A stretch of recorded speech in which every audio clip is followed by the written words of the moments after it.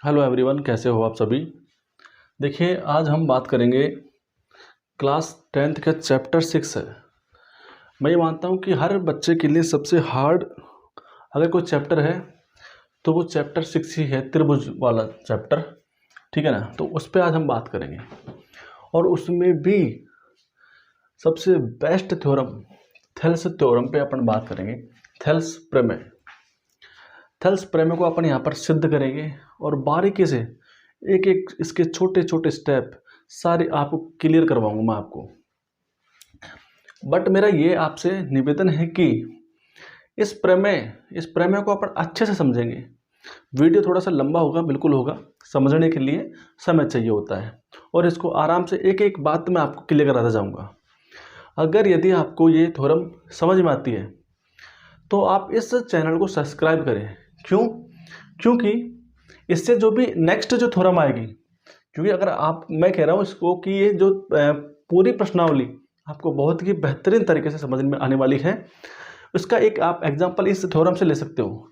अगर ये थ्योरम आपको क्लियर होती है तो आगे जो थ्योरम आएगी वो भी आपको क्लियर होगी 100%।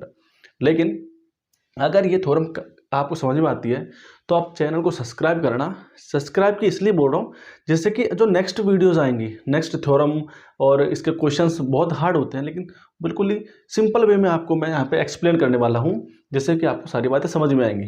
तो आप चैनल को सब्सक्राइब करना जिससे कि नेक्स्ट जो थ्योरम आएंगे वो आप तक पहुँच पाएंगे, उसकी नोटिफिकेशन आप तक पहुँच जाएगी। अब देखिए, इस थ्योरम को समझते हैं। इस थ्योरम में क्या कह रहा है कि यदि किसी त्रिभुज की एक भुजा के समानांतर अन्य दो भुजाओं को भिन्न भिन्न बिंदुओं पर प्रतिच्छेद करने के लिए एक रेखा खींची जाए तो ये अन्य दो भुजाओं को एक ही अनुपात में विभाजित करेगी। ये तो क्या है कि हिंदी में लिखी हुई बातें हैं, लेकिन इन हिंदी में लिखी हुई बातों को अपन को मैथमेटिक्स में कन्वर्ट करनी है और ये कन्वर्ट करना ही इसका एक खेल होता है। जो कन्वर्ट करना सीख गया, यानी कि इस लिखी हुई बात को आपको यहाँ पर मैथमेटिक्स में शो करनी है, तो आपकी बात क्लियर होती जाएंगी। अब देखिएगा यहाँ पे क्या है, इसको अपन यहाँ पे डिनोट करेंगे। क्या है यहाँ पे कि किसी त्रिभुज की, ठीक है ना। तो देखिए त्रिभुज कैसे बन सकता है। देखो ये त्रिभुज बना दिया अपन ने, कोई प्रॉब्लम नहीं है भाई, ठीक है ना। त्रिभुज ऐसे बनेगा, आप इसको यूँ घुमाओगे तब भी ये ऐसे एज इट इज हो जाएगा, इसको यूँ करो घुमाओगे तो भी ये ऐसे ही बनेगा। तो ये मतलब अपन क्या कर रहे हैं, सबसे पहला काम क्या है, अपन चित्र बनाना सीख रहे हैं। चित्र कैसे बनेगा इसका चित्र बनाना सीख रहे हैं, ठीक है। तो देखिए सबसे पहले अपन ने त्रिभुज बनाया, ओके भाई, ठीक है। अब क्या किया जाएगा, अब ये कह रहा है कि त्रिभुज की एक भुजा के समानांतर है ना, एक भुजा के समानांतर। तो अपन को क्या करना है, एक भुजा के समानांतर अन्य दो भुजाओं को भिन्न भिन्न बिंदु पर प्रतिच्छेद करने के लिए एक रेखा खींची गई। भाई एक रेखा खींच रहे हैं अपन, एक भुजा के समानांतर खींचेंगे। तो भाई देखिए ये भुजा है अपने पास, तो इस भुजा के समानांतर अपन ने एक रेखा खींच दी समानांतर, ठीक है। अब भाई कुछ बच्चों के लिए मैं थोड़ा सा और एक्सप्लेन करना चाहूँगा इसको, क्योंकि किसी का माइंडसेट अलग टाइप से सोचने का होता है।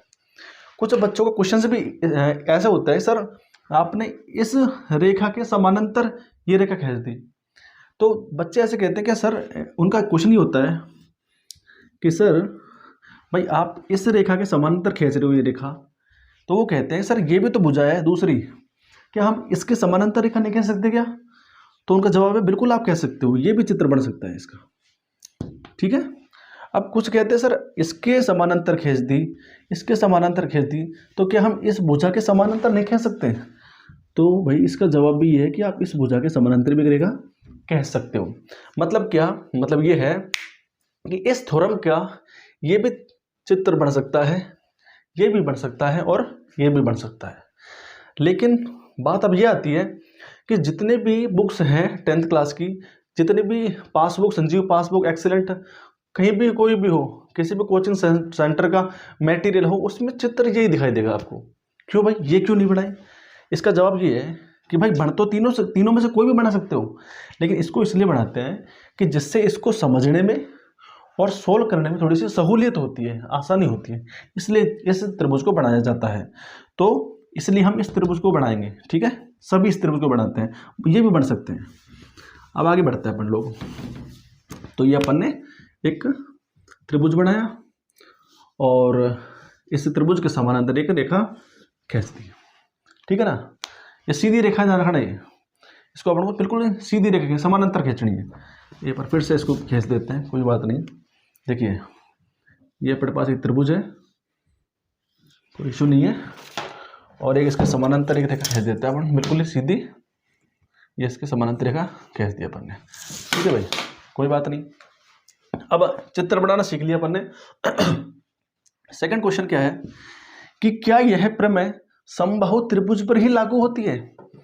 अब अपन को क्या ऐसा लगता है कि ये त्रिभुज समबाहु त्रिभुज है, तो एक चीज और है, क्या भाई सर त्रिभुज समबाहु त्रिभुज ही होगा क्या सर, हम ऐसा त्रिभुज नहीं बना सकते क्या, ये त्रिभुज नहीं बना सकते क्या हम। भाई बना सकते हो, ये भी इसमें ऐसे घेर देना आप, ठीक है ना। अब मतलब कहने का ये है, कोई सा भी त्रिभुज बना सकते हो आप, ऐसा भी बना सकते हो, ऐसा बना सकते हो, और आप ये बना सकते हो, देखो ये भी बना सकते हो, वैसे बना सकते हो, कोई इशू नहीं है इसमें। तो आप ये तीनों त्रिभुज में से कोई सा भी त्रिभुज बना सकते हो। मतलब ये प्रमेय समबाहु त्रिभुज, विषमबाहु त्रिभुज और समद्विबाहु त्रिभुज तीनों पर ही लागू होती है, ठीक है। तो अभी हमने दो बातें सीखी, क्या क्या, त्रिभुज आप कोई सा बना सकते हो, कैसे बना सकते हो, कोई सी भी रेखा हो, कम ज़्यादा कर सकते हो, कोई इशू नहीं है। दूसरी बात, हम जो समानांतर रेखा है इस भुजा के भी समानांतर कह सकते हैं, इस भुजा के भी कह सकते हैं, और इस भुजा के भी कह सकते हैं। तो अभी हमने यही बात करी, ठीक है, ओके भाई।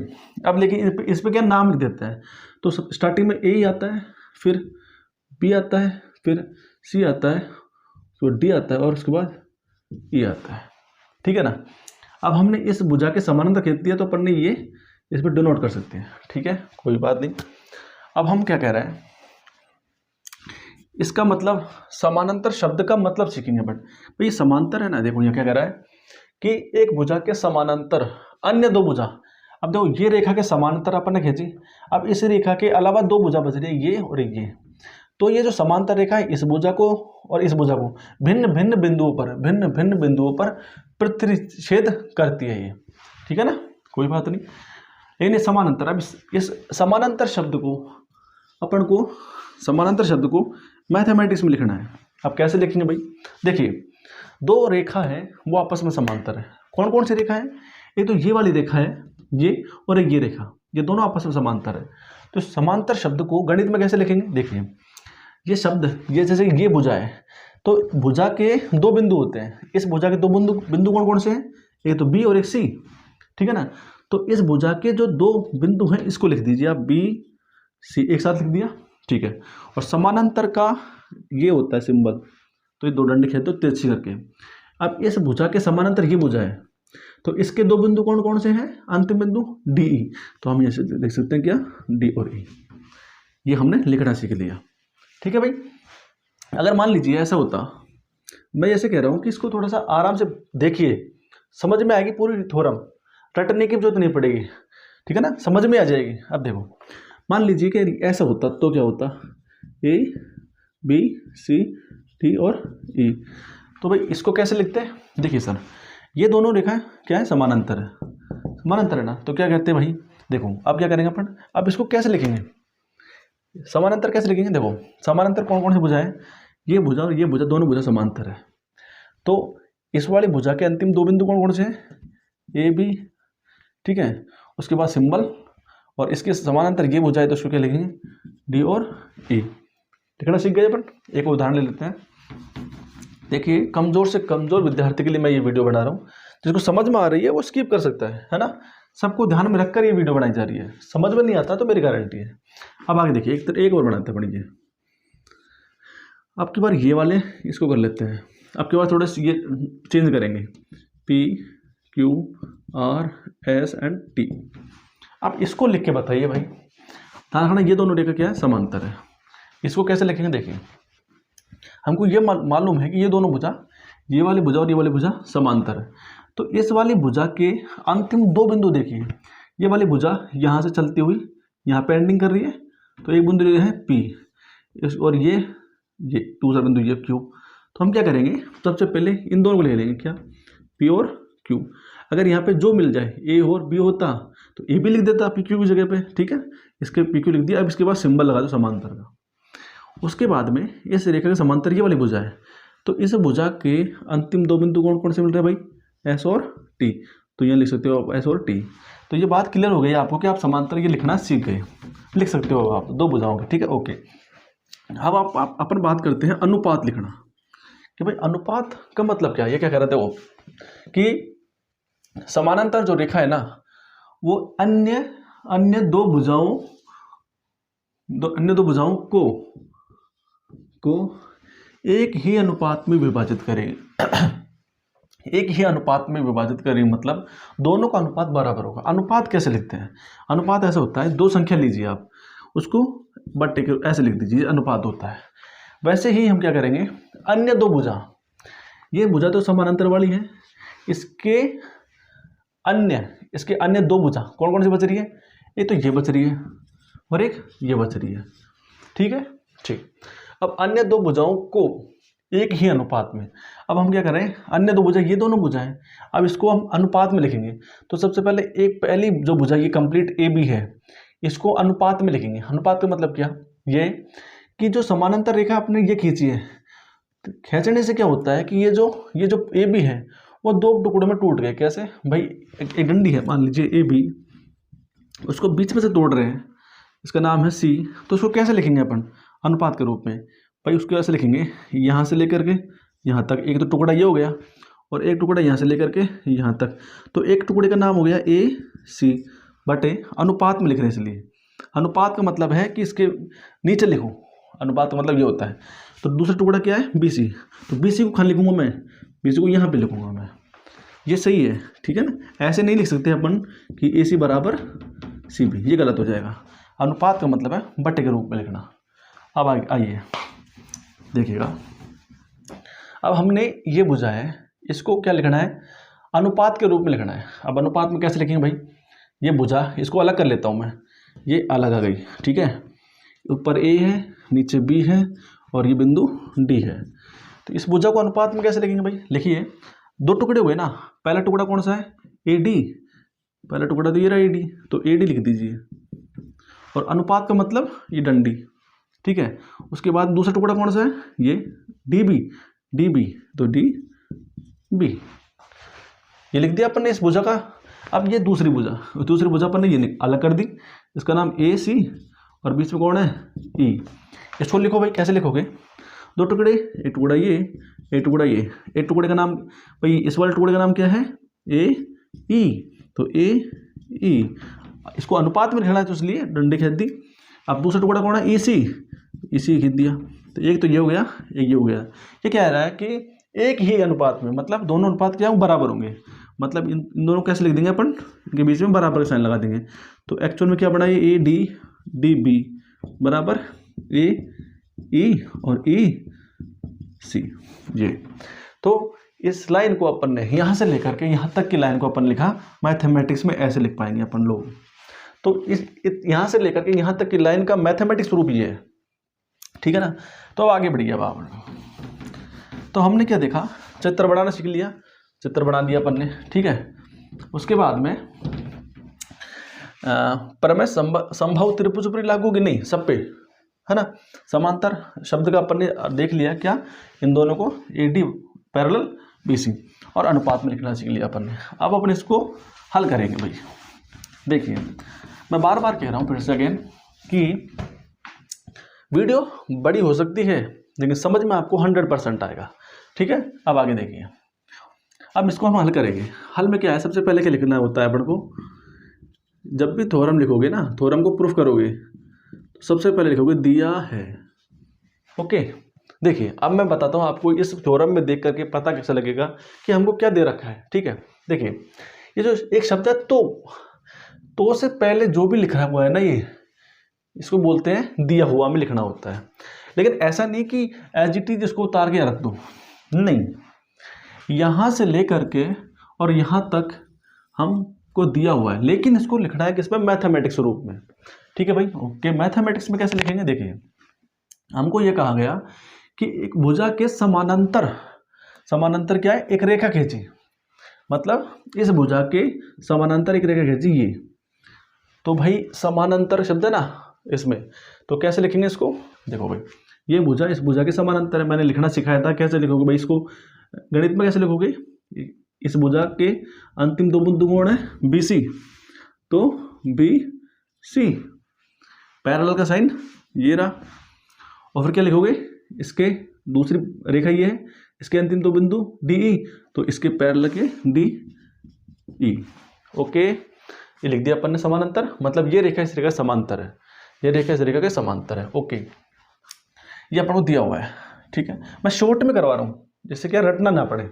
इसमें आप ये भी लिख सकते हो कि जो DE रेखा है ना, AB को तो D पे काट रही है और AC को E पे काट रही है, ये लिख सकते हो आप, चलो लिख दो।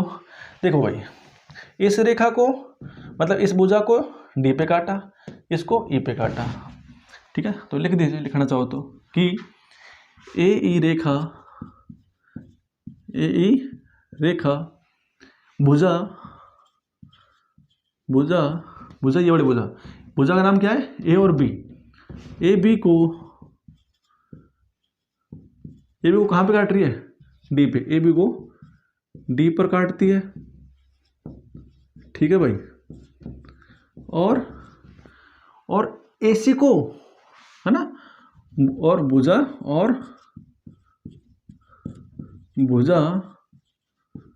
AC को, AC कहाँ पे, अगली भुजा का नाम क्या है इसका, AC को कहाँ पे काट रही है, E पर, E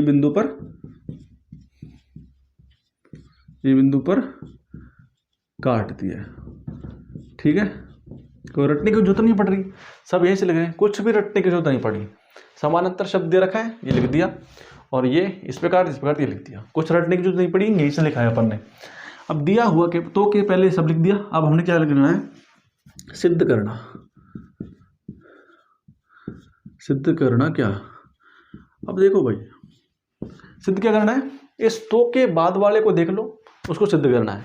सिद्ध में क्या है कि अन्य दो भुजा, ठीक है ना, अन्य दो भुजा मतलब इसके अलावा कौन कौन सी भुजा है, ये और एक ये, ठीक है, अन्य दो भुजाओं को एक ही अनुपात में विभाजित करती है। इसका मतलब मैं आपको पहले समझा चुका हूँ, अब इसको अनुपात में लिखना दोबारा लिखते हैं इसको यहाँ पे लिखने के लिए कि अनुपात कैसे लिखेंगे भाई, इसके अलावा कौन कौन सी भुजा बच रही है, एक तो ये बच रही है और एक ये बच रही है, इस भुजा को कैसे लिखेंगे, इस भुजा को अनुपात में कैसे लिखेंगे, ये तो ये वाला टुकड़ा बट्टे में ये वाला टुकड़ा, ठीक है, तो इस टुकड़े का नाम क्या है, A से लेकर के D, अनुपात में लिखना है ना, इसलिए बटा खींच दिया। फिर दूसरे डंडी का नाम क्या है, D और B, दूसरी डंडी का नाम है D और B, तो D B बराबर, ठीक है। अब एक ये भुजा हो गई, दूसरी भुजा ये हो गई, अब इस भुजा को लिखेंगे अनुपात में, तो एक टुकड़ा ये, इस टुकड़े का नाम क्या है, AE, अनुपात का मतलब ये डंडी, फिर E और C, ये टुकड़ा इसका नाम है E और C, ये लिख दिया अपन ने गणित के रूप में, इसको यहाँ पे लिख दीजिए। तो सिद्ध में क्या करना है कि AD बटे में DB वो बराबर किसके है, AE बटा में EC, ये सिद्ध करना है, ठीक है भाई। अब आगे बढ़ो, आप देखिए इसको दोबारा से चित्र बना देते हैं, ठीक है, देखो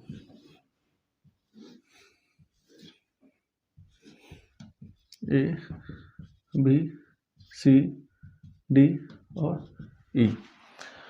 अब देखिए इसको हल करना है अपन को, ठीक है ना। अब इसमें एक बहुत ही बढ़िया, अब इसमें हर थ्योरम में पता कैसे करें कि इस थ्योरम में रचना की जाएगी, यानी कि कंस्ट्रक्शन किया जाएगा या फिर नहीं किया जाएगा। देखो हमको जरूरत पड़ेगी तो हम कंस्ट्रक्शन करेंगे, यानी कि रचना करेंगे, वरना नहीं करेंगे। अब जरूरत का कैसे पता लगेगा भाई, इस पॉइंट को जो मैं समझा रहा हूँ ना अभी रचना वाला, इसको ध्यान से समझ लेना, क्योंकि ये किसी के समझ में नहीं आती, बहुत कम के समझ में आती है। देखिए इसमें रचना होगी या नहीं होगी, इसका कैसे पता करेंगे, देखिए इसका पता यहाँ से लगेगा, सिद्ध करना है ना, यहाँ से पता लगेगा भाई। सिद्ध क्या करना है हमको कि ये इसके बराबर है, ओके। पहले हम इसका मान निकालना सीखे क्या, इसको कैसे निकालेंगे, देखो इसको ऐसे निकालेंगे भाई कि सबसे पहले तो ए डी का मान निकाल लेंगे। ए डी कौन है, ये, इसका मान निकाल लेंगे, फिर इसका मान निकाल लेंगे और दोनों का भाग लगा देंगे। मतलब इसका मान निकाल लेंगे और इसका मान, इसके मान में इसके मान का भाग लगा देंगे। जो वैल्यू आएगी, मान लो 2 आ गई, कुछ भी आ सकती है वो बात की बात है, लेकिन मान लो 2 आ गई, ठीक है। फिर इसका मान निकाल लेंगे, कैसे भाई, ए का वैल्यू निकालो और ई सी का वैल्यू निकालो। ए ई के वैल्यू में ई सी के वैल्यू को भाग लगा दो, मान लो बराबर में 2 आ गया, तब हम कह सकते हैं क्या कि ये दोनों बराबर है, मतलब एक ही अनुपात है। तो हम इनका निकाल लेंगे। कैसे निकालेंगे भाई, देखो देखिएगा आराम से, देखिए सब कुछ समझ में आएगा, सारी बातें आपको क्लियर हो जाएंगी, ये मेरा वादा है आपसे, ठीक है, वरना देखना ही मत, ठीक है। अब इसमें देखो ए डी का मान निकालेंगे भाई, इसका मान निकालेंगे ए और डी का। यहाँ ध्यान से समझ लेना, देखो बार बार समझ में नहीं आएगी, ठीक है। देख लीजिए ए डी, ओके। देखिए अब ए डी का मान निकालना है। अब कैसे निकालेंगे भाई, ये अब इंपॉर्टेंट बात आ रही है, अब ध्यान का, ए डी, ठीक है भाई।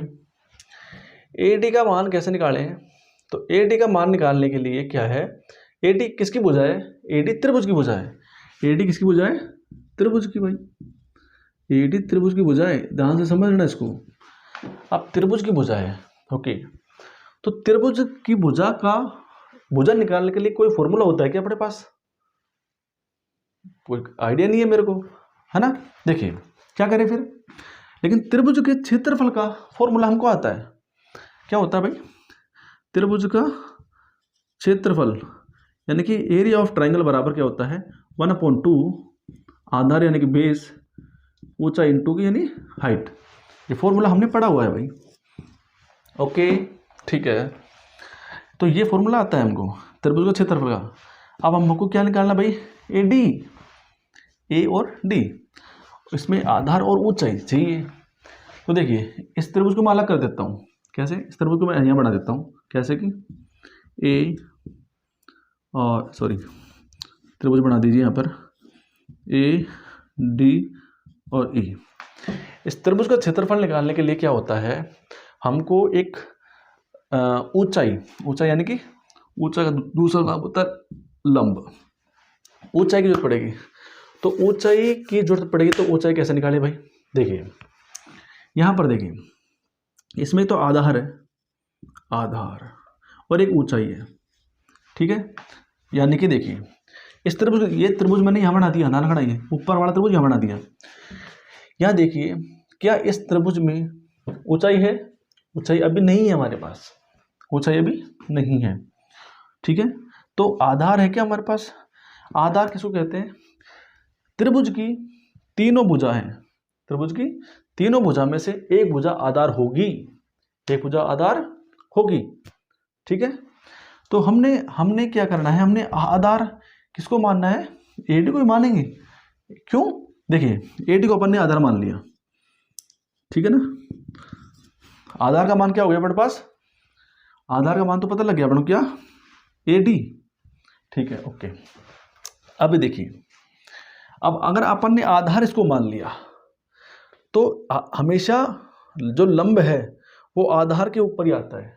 मतलब क्या, जैसे ये त्रिभुज है अपने पास, हमको मान लीजिए आधार है, इसको हमने आधा मान लिया, तो हम लंब कहाँ पे खींचे, लंब हमेशा आधार के ऊपर ही आता है। तो लंब ये है, सॉरी ये तो आधार है, ठीक है।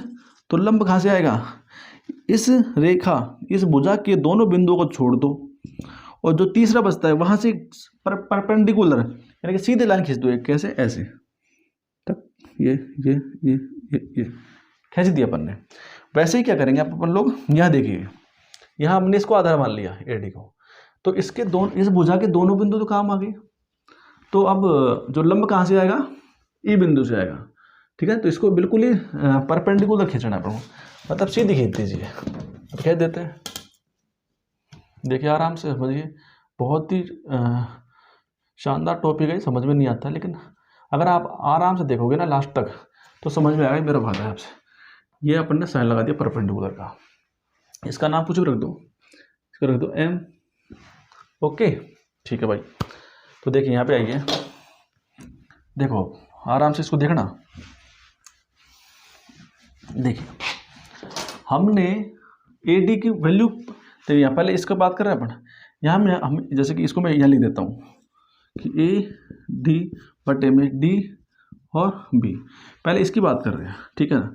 इसका वैल्यू निकालना है अपन को। इसका वैल्यू कैसे निकालेंगे, मैंने बताया ना आपको, इसका डायरेक्ट फॉर्मूला नहीं होता, लेकिन हम जानते हैं त्रिभुज का क्षेत्रफल आता है हमको। त्रिभुज का क्षेत्रफल, कौन सा त्रिभुज का क्षेत्रफल, ए डी का मान निकालना है ना, ए डी का मान निकालना है, तो इसलिए क्या लगाएंगे अपन, त्रिभुज ए डी, और तीसरा पॉइंट कौन सा है, ये तो रहेगा। तो त्रिभुज ए डी ई का क्षेत्रफल कितना, 1/2 आधार इंटू ऊंचाई। तो भाई ए डी का मान निकालना है। अब यहाँ पे देखिए बराबर, ये तो इसका मान अभी पता नहीं है अपन को, तो इसको एज इट इज लिख दो, ए डी ई का क्षेत्रफल। ध्यान से समझ लेना, ये समझ जाओगे थ्योरम हो गया, यही समझना इसमें इंपॉर्टेंट है, ठीक है ना। a/2 को a/2 निकाल लिया। अब त्रिभुज ए डी ई में आधार कौन, भाई आधार कौन है, आधार वो रेखा होती है, देखिए ये जो है ना, ये पॉइंट है, ये जो परपेंडिकुलर किस पे पड़ा हुआ है, इस रेखा पर, ए और डी पे रेखा पर, ठीक है ना। तो इसलिए आधार कौन है, आधार का नाम है ए डी, ठीक है ना। तो आधार का नाम क्या है, तो आधार की जगह लिख दिया मैंने ए डी। अभी ऊंचाई कौन है, ऊंचाई जो यही तो है लंबा वाली रेखा, उसका नाम क्या है, इसका नाम है एम ई या ई एम, कुछ भी लिख दो, ई पहले आता है तो ई लिख दिया अपन ने, उसके बाद एम लिख दिया, यहाँ तक आ गई। अब हमने किसकी वैल्यू निकालनी थी, ए डी की, भाई ए डी की वैल्यू निकालनी थी ना। तो देखिए ए डी की वैल्यू, जैसे कि हमको या इसको मानिए एक्स मान लीजिए, तो क्या होता है, जिसकी वैल्यू निकालनी होती है उसको एक तरफ रखते हैं और सबको दूसरी तरफ भेज देते हैं, ठीक है। देखिए ए डी की वैल्यू निकाल लिया ना, ठीक है। देखो जो भाग में होता है, अभी और थोड़ा सा इसको मैं सिंप्लीफाई कर देता हूँ, कैसे, त्रिभुज ए डी ई का क्षेत्रफल बराबर इन, भाई इसको गुणा करो, तो ए डी गुणा ई एम बटे 2, ठीक है। अब हमने ए डी का मान निकालना है, ए डी का मान निकालना है, तो ए डी को तो यहाँ रखो और इसको इधर भेज दो। इसका नियम क्या है भेजने का, सुनिए, इसके ए डी के गुणा में जो होता है वो इधर आके भाग में जाएगा, और ए डी के भाग में जो होता है वो इधर से गुणा में जाएगा। देखिए कैसे, जैसे कि देखिए इसके ए डी के भाग में 2 है ना, तो इसको यहाँ गुणा में लिख दीजिए, जैसे 2 गुणा त्रिभुज ए डी ई का क्षेत्रफल, ओके। और ई एम गुणा में, इसलिए यहाँ पे क्या जाएगा भाग में, तो ई एम बराबर ए डी एच टी। तो हमने निकाल लिया ए डी का मान, ए डी का मान निकाल लिया। तो ये क्या है, ए डी का मान क्या है, ये ए डी का मान। इसी तरीके से हम डी बी का मान निकालेंगे, इसी तरीके से हम ए ई का मान निकालेंगे, और इसी तरीके से हम ई सी का मान निकालेंगे, चारों का मान निकालेंगे, ठीक है ना। अब एक बात समझिए, अब हमने पता कैसे लगा, भाई यहाँ पे रचना होगी, क्या रचना होगी, ये रचना होगी। कैसे पता लगा, हमने देखा क्या कि ए डी का वैल्यू हम निकालना चाहा, तो ए डी किसकी भुजा, त्रिभुज की, ए डी किसकी भुजा, त्रिभुज की। अब त्रिभुज की भुजा है, तो हमने त्रिभुज की भुजा का वैल्यू, या यूँ कहूँ कि त्रिभुज की भुजा को ज्ञात करने का फॉर्मूला हमको डायरेक्ट नहीं आता, लेकिन हम जानते हैं त्रिभुज का क्षेत्रफल का फॉर्मूला। तो त्रिभुज का क्षेत्रफल का फॉर्मूला में क्या है, ए डी भी आ रही है, ठीक है। तो हमने क्या किया भाई, इसको आधार मान लिया, ये मान लिया आधार, ठीक है। फिर हमने त्रिभुज का ए डी का क्षेत्रफल लिखा बराबर 1/2 आधार इंटू ऊंचाई। अब हम क्या था, ऊंचाई का पता नहीं था, ऊंचाई त्रिभुज में दे रखी नहीं होती, और जब नहीं दे रखी होती है तो हम रचना करते हैं। तो हमने क्या किया, इसलिए हमने इसमें रचना की, क्योंकि हमको इस त्रिभुज के क्षेत्रफल के लिए ऊंचाई की जरूरत पड़ी। अब ऊंचाई की जरूरत पड़ी तो यहाँ पर ऊंचाई दे नहीं रखी थी, इसलिए हमने क्या किया, ऊंचाई का फाइंड आउट करने के लिए हमने ये रचना की। तो कहने का मतलब ये है कि हमको इस थ्योरम के अंदर रचना भी करनी है, और रचना क्या करनी है कि हमने ई से ए डी पर एक लंब खींचा, बिंदु ई से रेखा या फिर भुजा ए डी पर एक लंब खींचा, एक तो ये लिखनी है। देखिए AD से निकाल लिया। अब है बात DB की। DB मतलब ये भुजा, ठीक है भाई। अब और थोड़ा सा ध्यान से देखिए, कंसंट्रेट रखिए, सारा सब कुछ समझ में आ जाएगा। AD है, सॉरी DB है ये, है ना। अब DB भुजा है ये, DB भुजा है ये, ध्यान खड़ा ये बात, ठीक है ना। भुजा किसकी है ये DB? ये देखिए चतुर्भुज की भुजा, चतुर्भुज की भुजा है ये, ठीक है ना भाई। चतुर्भुज की भुजा क्यों? एक बिंदु, दूसरा बिंदु, फिर आगे जाएगा तीसरा मिल रहा है, फिर चौथा, फिर दोबारा 4 बिंदु हो गए। 4 बिंदु मतलब चतुर्भुज। और चतुर्भुज का भुजा निकालने के लिए या अगेन हमारे पास कोई विकल्प नहीं है, तो हम क्या करेंगे, चतुर्भुज की जब भुजा निकालनी होती है तो हम चतुर्भुज को पहले 2 त्रिभुज में चेंज कर देंगे। कैसे करेंगे भाई? देखिए क्या करेंगे अपन लोग, यहाँ से रेखा खींच दीजिए एक, ये DB है ना भाई, तो क्या करें, ये खींच दो एक, इसको ब्रेक कर दो, कर दिया अपन ने ब्रेक, बदल दिया। अरे भाई बदल दिया ना, DB आ गया, ठीक है भाई। DB से हमने यहाँ से लेकर यहाँ एक रचना की। रचना क्यों की? क्योंकि हमको ये निकालना है, ठीक है। अब देखिए, अच्छा इसको समझिए अब आप, यहाँ पे मैं कह रहा हूँ सब कुछ सीख रहे हैं अपन, है ना। देखो कैसे, मान लीजिए हमने ये रचना कर दी, तो क्या ये रचना करने से क्या हमारा काम बढ़ पा रहा है? देखिए भाई, अब हमने ये रचना D को C से मिला दिया, ठीक है ना, लेकिन ये रचना गलत है। गलत क्यों कर दी हमने? इस रचना को गलत क्यों कहा? इसलिए कहा क्योंकि इस रचना से हमारा आंसर नहीं आएगा। बस इसका एक रीज़न है कि हम ये रचना इसलिए नहीं करेंगे। अभी इसका वैल्यू निकालने के लिए ये रचना गलत है। इसका कारण क्या है? कारण यही है कि सर इससे अपना आंसर निकलेगा नहीं, और कोई कारण नहीं है, ठीक है। तो इसलिए ये रचना तो हटाओ। और सुनिए, इसका वैल्यू निकालने के लिए रचना ये करनी पड़ेगी, ठीक है, रचना ये करनी पड़ेगी। ओके भाई, ठीक है। अब इससे क्या है, अपन इसकी वैल्यू निकाल पाएंगे। 1/2 आधार ये हो जाएगा, और इसकी ऊंचाई जो कौन सी है भाई? त्रिभुज, ये त्रिभुज है ना, ये त्रिभुज BD और E, BDE, ये जो त्रिभुज है, ये त्रिभुज है अधिक कोण त्रिभुज। अधिक कोण त्रिभुज है भाई, अधिक कोण त्रिभुज है ये। और ध्यान रखना, अधिक कोण त्रिभुज, जैसे ये बनाऊंगा, यहाँ पे बनाता हूँ अधिक कोण त्रिभुज, ये देखिएगा, जैसे ये है, ये अधिक कोण त्रिभुज है, ठीक है। और अधिक कोण त्रिभुज का जो ये लंब जो होता है, ये जो क्योंकि ऊंचाई जो होती है, वो ऊंचाई यहाँ से ली जाती है, इसको इस बिंदु से सीधी परपेंडिकुलर खींच जाती है। अपन ये नहीं कह सकते क्योंकि ये तो तिरछी लंब है ना, ये परपेंडिकुलर तो नहीं, ये है। तो हमेशा ध्यान रखना, जो अधिक कोण होता है उसका जो परपेंडिकुलर लाइन है वो त्रिभुज से बाहर आती है। वैसे ही यहाँ पे देखिए, ये त्रिभुज आप चांदा रख के चेक कर लेना, यहाँ पे रख के देख लेना, ठीक है।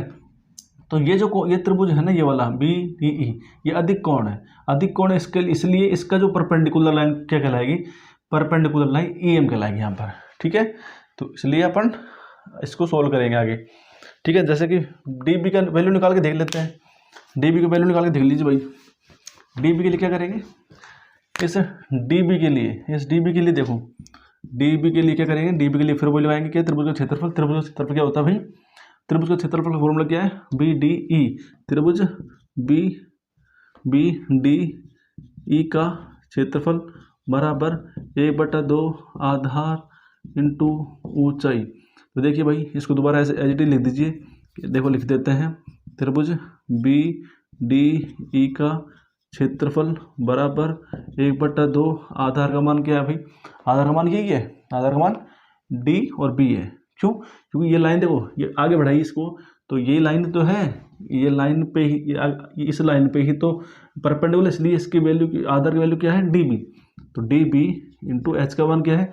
एच का मान यही है, EM। क्यों? क्योंकि अधिक कोण में जो लंबाई है, ऊंचाई हमेशा ये वाली रहेगी, बाहर वाली। तो यहाँ पर DB का मान निकालना है, तो क्या करेंगे भाई? देखिए इसको और थोड़ा सोल्यूशन कर लेते हैं। त्रिभुज BDE का क्षेत्रफल बराबर, गुणा कर लीजिए 1 2 3 इनको, तो DB गुणा ई एम बटे 2 और डी बी का मान निकालना है, इसलिए ये चल जाएगा इसके पास, गुणा में त्रिभुज बी डी ई का क्षेत्रफल और ई एम नीचे आ जाएगा बराबर डी और बी, ये हो गया डी बी का मान, ये हो गया, ठीक है ना। इसी तरीके से अब हम किसका मान निकाल लेंगे, ए ई का मान, ए ई का मान निकालेंगे भाई। अब देखिए आगे ए ई का मान कैसे निकालेंगे। ए ई का मान निकालने के लिए फॉर्मूला वही लगे क्या, ए ई के वैल्यू निकालने के लिए, ए ई की वैल्यू का निकालने के लिए त्रिभुज का फॉर्मूला आएंगे। अब त्रिभुज कौन सा भाई, अब देखिए त्रिभुज में देखो, अब मैं आपको थोड़ा सा और क्लियर करता हूँ। देखो इसमें एक त्रिभुज तो ये बन रहा है ए ई एम और एक ए ई डी, तो इसका वैल्यू निकालने के लिए, ए ई का वैल्यू निकालने के लिए कौन सा त्रिभुज काम आएगा, ये वाला या फिर ये पूरा वाला भाई, कौन सा काम आएगा। देखिए अब आप इसकी वैल्यू निकालने के लिए क्या करें अपन लोग, देखिए मान लीजिए कि अपन ने त्रिभुज ए एम ई ले लिया, मान लीजिए त्रिभुज ए एम ई ले लिया, ए एम ई त्रिभुज ए एम ई का क्षेत्रफल, तो फॉर्मूला तो ये लगेगा, तो बराबर क्या है, आधार ए बटा 2 आधार इंटू ऊंचाई, ठीक है भाई, ए बटा 2 लिख दिया। तो सुनिए अगर हमने ये लिया है तो इसमें ऊंचाई कौन है, ऊंचाई हमेशा 90 डिग्री वाली होती है ये ऊंचाई, इसको अपन ऐसे लिख सकते हैं ना। तो ये ले लिया तो इसमें ऊंचाई कौन, ऊंचाई 90 डिग्री वाली लाइन, तो ऊंचाई कौन, एम ई, ऊंचाई तो क्या हो गया एम ई। अब आधार कौन, आधार उसको कहते हैं 90 डिग्री जहाँ जिस रेखा पे गिरती है, जिस भुजा पे गिरती है, इस भुजा पे गिर रही है ना भाई, ये 90 डिग्री इस भुजा पे गिर रही है, तो इसका आधार कौन होगा, आधार, इसमें आधार या तो ए एम ही होगा, क्योंकि हमने ये लिया है त्रिभुज, हम ए डी तो लिख नहीं सकते क्योंकि हमने त्रिभुज बड़ा बड़ा नहीं लिया, छोटा लिया है, तो हम क्या ए और एम लिखेंगे, ए और एम ये लेंगे। लेकिन देखिए अगर हमने ये लगाया तो हमको वैल्यू किसकी निकालनी थी, ए और ई की, तो इसमें ए ई तो आया ही नहीं भाई, क्योंकि आधार ये बढ़ गया, इसलिए ये त्रिभुज काम नहीं आएगा, ठीक है।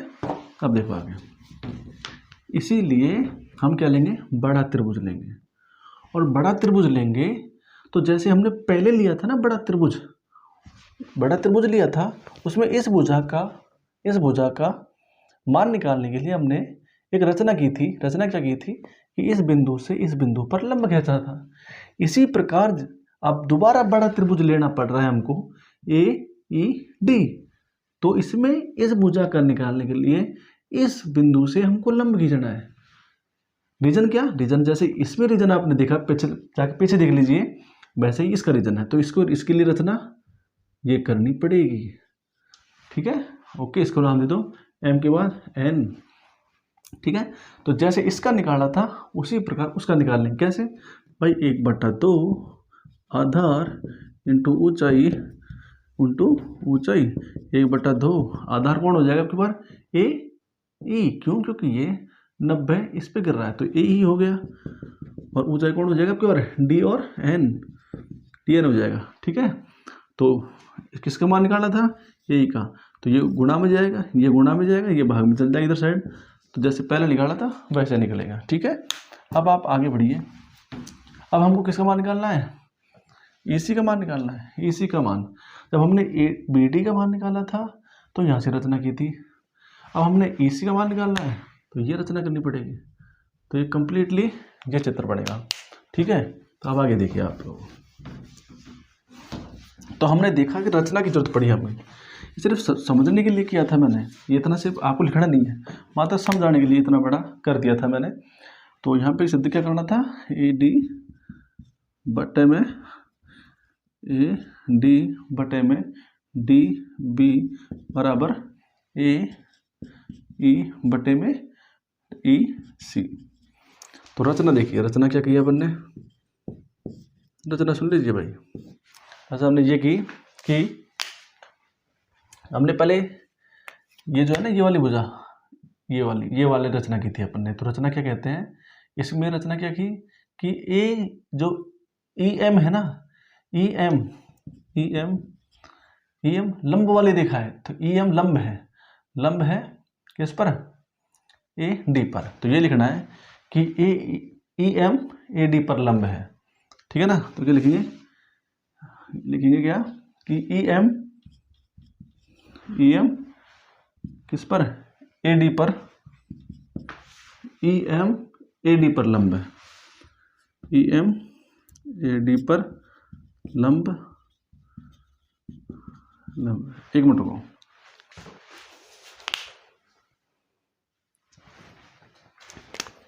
इसको मैथमेटिकली कैसे लिखेंगे, मैथमेटिक्स कैसे लिखेंगे, इसको ऐसे लिखेंगे कि जो ई एम है ना ए डी पर लंब है, तो इसको कैसे लिखेंगे, पहले ई एम लिख दो, फिर ये लंब वाला साइन, फिर इसको ए डी लिख दो, ठीक है ना। तो ये रचना की अपन ने, तो इसको कैसे लिख देंगे अपन, लिखेंगे कि जो ई एम है ना वो लंब ए डी पर है। तो पहले ई एम लिखो, रचना में क्या लिखा, E M perpendicular A D, A और डी। ये तो ये एक रचना ये की, और दूसरी रचना क्या की भाई कि जो डी एन है ना, डी एन वो किस पर लंब है, ए ई पर, ठीक है ना, ए ई पर। तो डी एन लंब है किस पर, ए ई पर, ए और ई पर, ठीक है भाई, ठीक है। अब देखिए एक बात और बता दूँ आपको, यहाँ पे क्लियर कर देता हूँ कि ये ए डी है ना, डी एन है, डी एन वो ए ई पर भी लंब है और ए सी पर भी लंब है। तो हम इसको ये भी लिख सकते हैं कि ए डी एन ए सी पर लंब है, छोटा वाला लेकर बड़े पर लिख देते हैं, ए डी इस पूरी लाइन पर लंब है, ठीक है।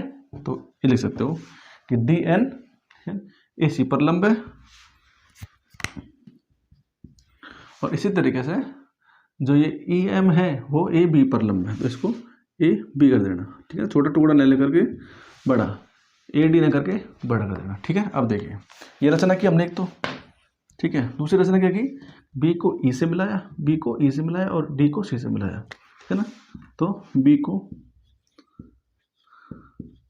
ई से मिलाया, ई से मिलाया और डी को सी से मिलाया, ठीक है भाई, क्लियर है तक, ये रचना हुई। अब हमको हल करना है। अब हल कहाँ से स्टार्ट करेंगे ये देखना है। देखिए हल क्या करना है, देखो हमको ये तो पता है कि ये निकालना है, ठीक है ना। तो हमने देख लिया कि पहले फर्स्ट स्टेप देखो ये निकालना है अपन को, है ना। इधर रफ में देख लो, ए डी बटे में डी बी बराबर ई ए ई बटे में ई सी, ये निकालना है। देखिए सुनो मेरी बात भाई, अपन ने बहुत सारी बीच में बात की थी, वो समझाने के लिए की थी, लेकिन आपको क्या करना है, सीधा ही ये दिया है लिखना है, उसके बाद सिद्ध करना ये लिखना है और रचना ये करनी है, ठीक है। उसके बाद हल करेंगे हम, ठीक है ना। तो वो जो बातें बहुत सारी की थी वो समझाने के लिए की थी, लेकिन आपको सीधा सीधा first step, second step, third step और सीधे सीधा आना है आपको, ठीक है। अब देखिए ए डी का वैल्यू निकालना है, और ए डी का वैल्यू निकालने का मैं बता दिया था आपको इतना सारा कि क्या त्रिभुज का क्षेत्रफल लगाएंगे आप, ठीक है ना। तो देखिए अब हम क्या करेंगे, वी नो दैट, यानी हम जानते हैं, क्या जानते हो भाई तुम, इसका सहारा लेंगे अपन, त्रिभुज ए डी ये रहा, ठीक है। तो देखिए ए डी त्रिभुज लेंगे, ए डी ई, ठीक है ना, ए डी ई का क्षेत्रफल, ए डी ई का क्षेत्रफल बराबर 1/2 आधार इंटू ऊंचाई, ठीक है। अब इसको एक मिनट रुको, इसको नीचे लिखो थोड़ा सा, तो दोबारा नीचे लिखो, तो हम जानते हैं नीचे लिखो कि त्रिभुज ए डी ई, त्रिभुज ए डी ई का क्षेत्रफल बराबर 1/2 आधार इंटू ऊंचाई। इसको दोबारा लिखो, त्रिभुज ए डी ई का क्षेत्रफल बराबर 1/2, आधार का वैल्यू कितना है भाई, आधार का वैल्यू कितना है भाई, आधार वैल्यू ये है, ठीक है ना, ए डी और ए डी। अब ए डी क्यों है सुन लो, दोबारा बता देता हूँ मैं, त्रिभुज A D E, A D और ई, देखो ए डी ई है, ए डी और ई। ठीक है, अब इसमें आधार यही क्यों है? क्योंकि इस त्रिभुज में ऊंचाई ये है। ठीक है ना, इस त्रिभुज में ऊंचाई ये है, इसलिए।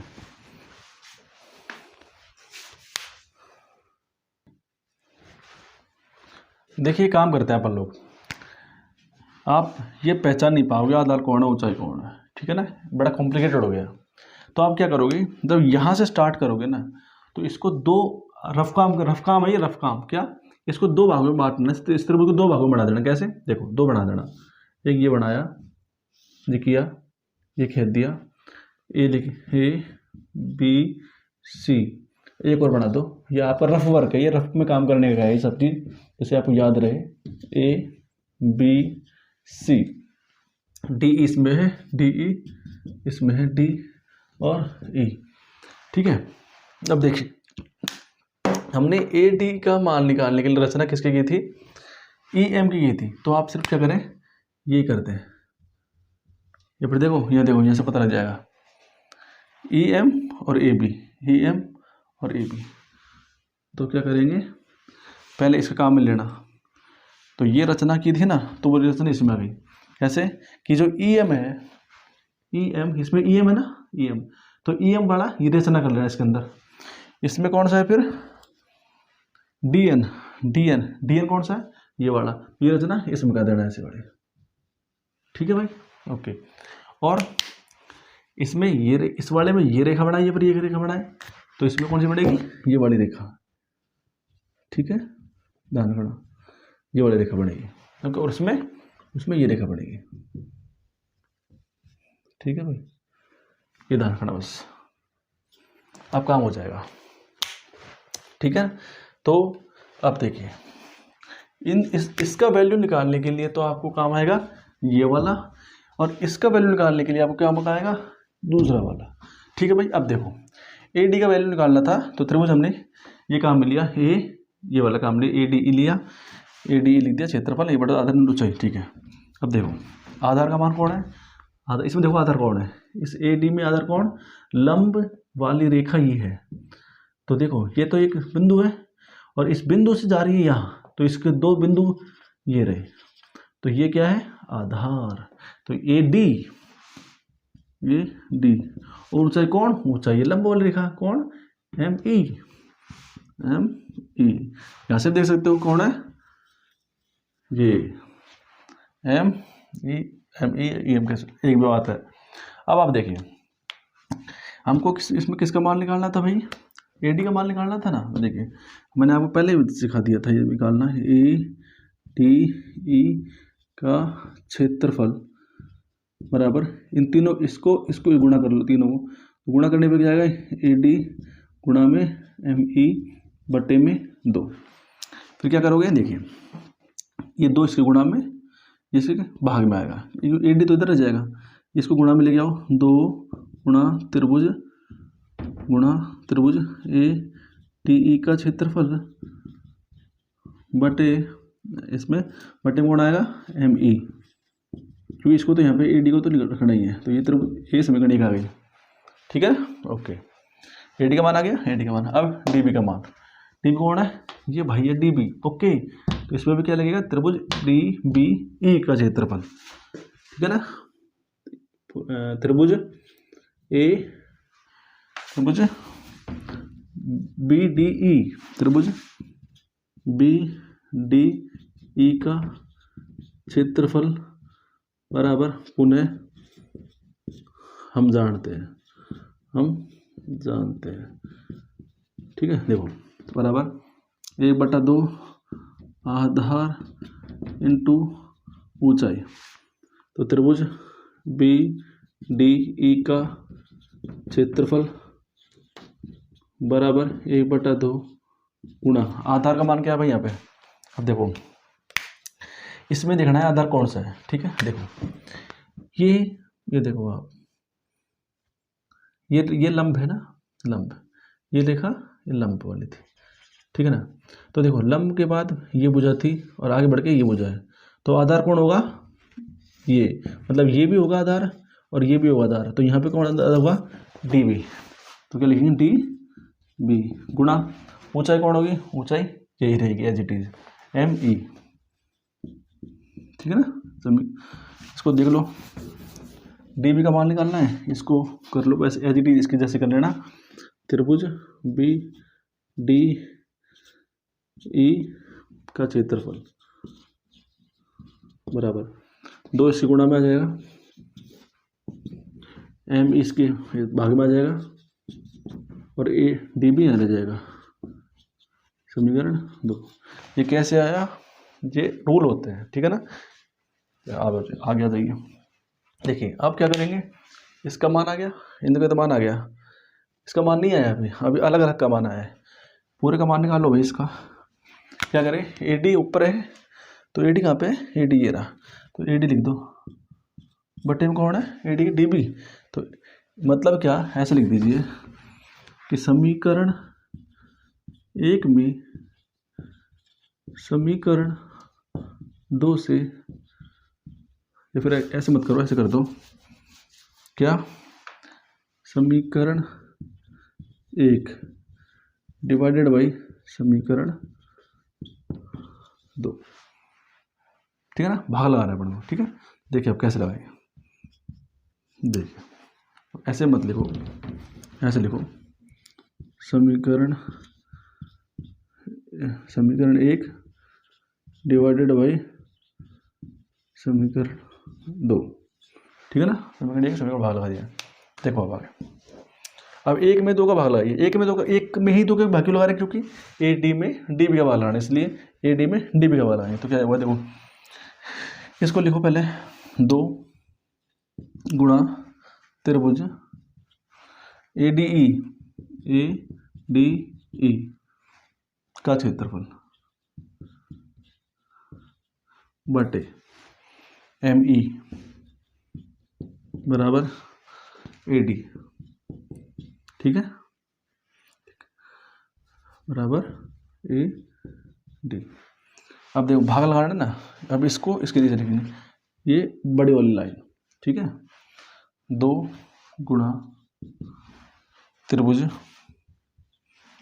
बी डी ई का क्षेत्रफल बटे एम ई बटे डी बी। मतलब इसके नीचे इसको लिख दिया, इसके नीचे इसको लिख दिया, ठीक है। अब देखो, अब ध्यान रखना एक बात और, 1 2 3 4 आगे ना, एक छोटी डंडी, जैसे मान लीजिए ए छोटी डंडी, फिर बी, फिर बड़ी डंडी, छोटी डंडी डी। इसको सोल्व करने का तरीका क्या है, देखिए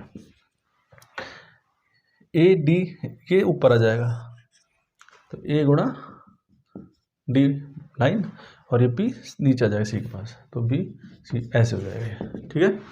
देखो लिखो, यहाँ का ये जो नीचे वाला तो हो जाएगा, इसके पास गुणा में जाएगा, गुणा में जाएगा, तो क्या करेंगे भाई, 2 गुणा, या भी लिख दो, 2 गुणा, पहले इसको लिखो, त्रिभुज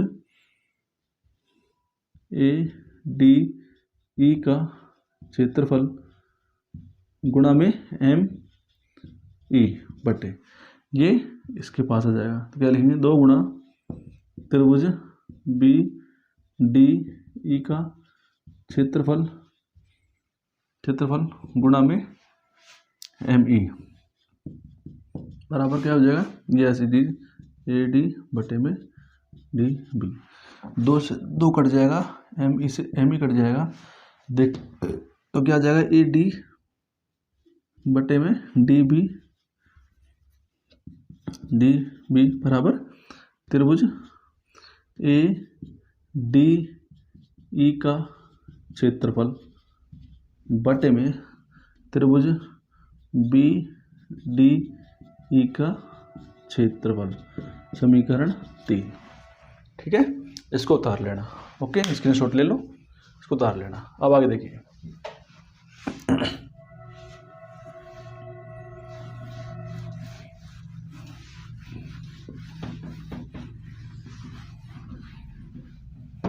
इसी प्रकार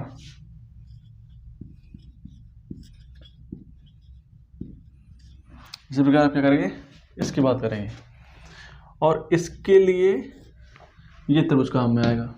ठीक है, देखिए ए ई का मान निकालना है, इसका ए ई का, ए ई कहाँ पे, ए ई ये रहा, इसके लिए त्रिभुज कौन सा लेंगे, ये लेंगे। ठीक है, तो देखो त्रिभुज ए डी ई, त्रिभुज ए डी ई का क्षेत्रफल बराबर 1/2 आधार इंटू ऊंचाई। फिर देखो ए डी ई का क्षेत्रफल बराबर 1/2, यहाँ पर आधार क्या होगा बताइए, यहाँ पे क्या आधार होगा, आधार ये लंब वाली रेखा है ना, लंब वाली रेखा, लंब वाली रेखा, इसके पे ये जो है ना, ये है क्या, आधार है। ठीक है, तो इसलिए आधार का क्या नाम है, ए ई, ए ई, और ऊंचाई कौन है, ऊंचाई वाली लंब वाली रेखा, तो डी एम, ए ई का मान निकालना है, इसलिए ये दो गुणा में जाएगा, ये भाग में आ जाएगा, 2 के गुणा में त्रिभुज, 2 गुणा त्रिभुज ए डी ई का क्षेत्रफल बटे में एम, डी एम नीचे आ जाएगा, डी एम, और ए ई एच टी जाएगा, समीकरण 4, 3 दे 4 आ गई। ठीक है, अब इसी प्रकार किसका मान निकालेंगे अपन, इसी प्रकार मान निकालेंगे इसका ई और सी का, ई सी का निकालने के लिए किसका, ए सी का लिए ये त्रिभुज लेंगे, तो क्या लेंगे भाई, डी ई सी, त्रिभुज डी ई सी में क्या भाई, त्रिभुज डी ई सी में, या फिर त्रिभुज डी ई सी का क्षेत्रफल बराबर 1/2 आधार इंटू ऊंचाई। तो इसको ऐसे दोबारा लिख दो, त्रिभुज डी ई सी का क्षेत्रफल बराबर 1/2। यहाँ पे आधार का मान क्या है भाई, आधार का मान क्या है, यहाँ पे लंब वाली रेखा ये है, इसलिए आधार का मान क्या होगा इस त्रिभुज में, ए और सी, ई सी गुणा ऊंचाई कौन है, ऊंचाई ये लंब हो जाएगी, डी एम, इसी का मान निकालना है, इसलिए ये तो गुणा में जाएगा, ये भाग में आ जाएगा, तो 2 गुणा में जाएगा, 2 गुणा त्रिभुज डी ई सी का क्षेत्रफल बटे कौन आ जाएगा, डी एम, ये कहाँ रह जाएगा, ई सी। ठीक है ना, समीकरण 5 क्या निकालना था भाई अपन को, ए ई बटे में ई सी निकालना था, मतलब ए ई में ई सी का भाग लगाएंगे, ए ई में ई सी से भाग लगाएंगे, मतलब समीकरण 4 में समीकरण 5 से भाग लगाएंगे, तो क्या लिख सकते हैं अपन, समीकरण 4 ऊपर, समीकरण 5 नीचे। तो समीकरण 4 में समीकरण 5 का भाग लगाना है, क्योंकि ए ई बटे ई से निकालना है। ठीक है ना, तो समीकरण 4 में समीकरण 5 का भाग लगाएंगे, तो समीकरण 4 को लिख दो, ऐसे ऐसे लिख दिया यहाँ पे, इसमें इसका भाग लगाएंगे, तो क्या करेंगे, बट्टे में इसको ऐसे यहाँ लिख दो, क्या, 2 गुणा, ये बड़ी डंडी खींचना है ना, 2 गुणा त्रिभुज डी ई सी का क्षेत्रफल बटे में डी एम, और इसके नीचे ए ई, इसके नीचे क्या आ जाएगा, ई सी। ओके, ठीक है, डी एम से डी एम कैंसिल, 2 से सॉरी कोई नहीं, 2 से 2 कैंसिल। ठीक है, तो क्या आ जाएगा, त्रिभुज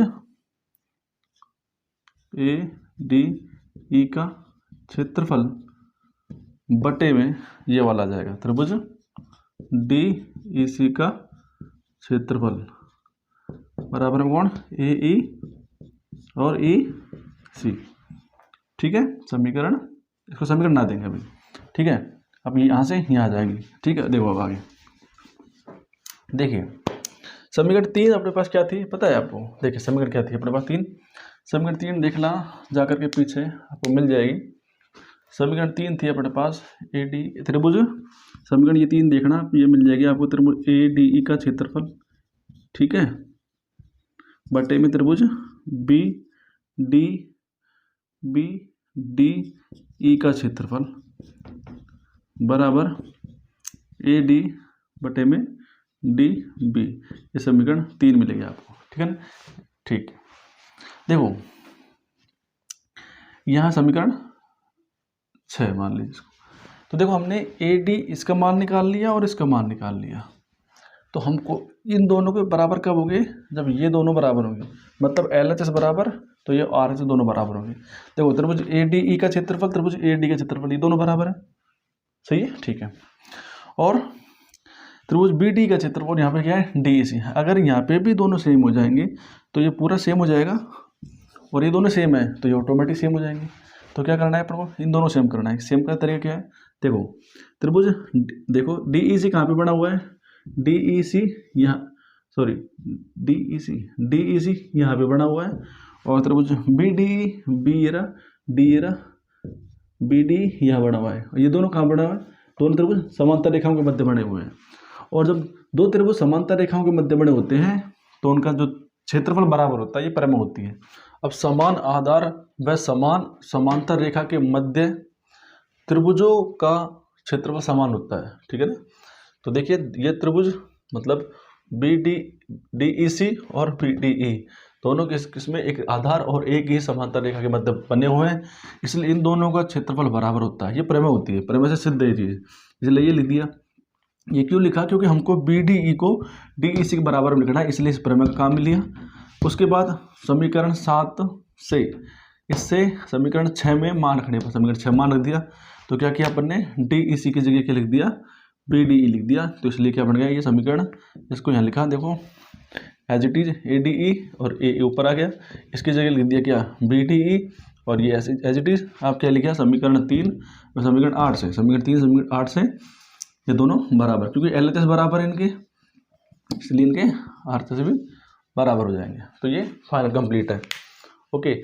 और अगर किसी को कोई डाउट्स है तो आप इस नंबर पे 6378253530 इस पर आप व्हाट्सएप पे अपने क्वेरी या फिर डाउट्स जो भी हैं उसको भेजें, और यूट्यूब पे कमेंट करें कमेंट बॉक्स में। और जो पार्ट अगर आप कहोगे तो पार्ट B बनाएंगे, और पार्ट B जब बन जाएगा तो उसको वीडियो पे यूट्यूब पे तो अपलोड कर ही देंगे, लेकिन साथ के साथ बाद में इसको डिस्क्रिप्शन बोर्ड में लिंक इसका डाल देंगे, ठीक है। तो इतना कंप्लीट है, थैंक यू।